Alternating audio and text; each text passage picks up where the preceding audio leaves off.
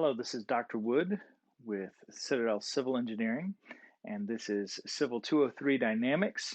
And today, this is going to be a brief lecture discussing constrained motion. Constrained motion.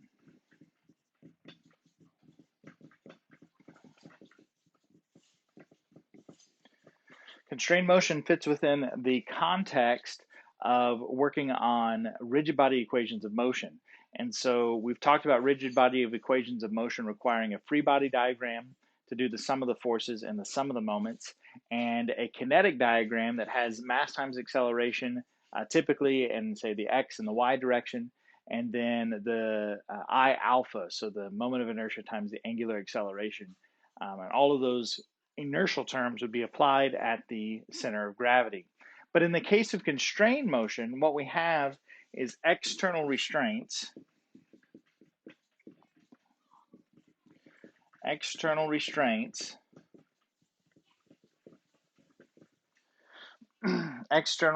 on the motion. So, for example, if we think about external restraint on the motion, if we look at something rolling or sliding down a slope, that's going to create some external restraints on the motion. It's not going to be able to, it won't move in the y direction or perpendicular to the slope. It'll just move in the direction of the slope. It may rotate, it may not. And so there's these ideas of these external restraints that will simplify the kinetic diagram.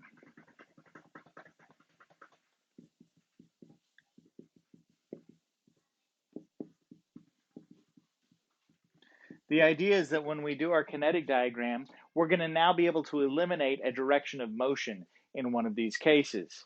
And so that's a fairly useful thing for us to be able to do. That means that some of the forces per se might be zero in the perpendicular direction. And so that simplifies the amount of work that we have to do. The one issue that it will require is that it requires us to use our kinematic relationship equations to solve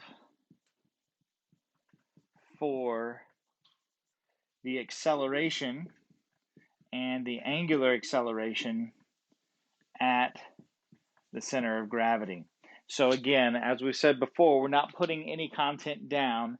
We're going to use the kinematic relationships that we've talked about for rigid bodies to calculate the acceleration at the center of gravity. Because often our constrained motion is going to say, well, we know the acceleration at this location has to be this thing, and now we're going to have to go find the acceleration at the center of gravity. And so that will require us to continue to use our kinematic relationships there.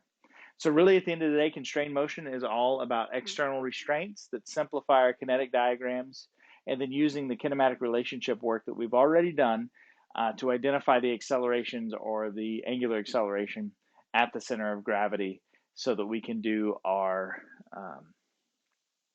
equations of motion well. So that's it. Thank you.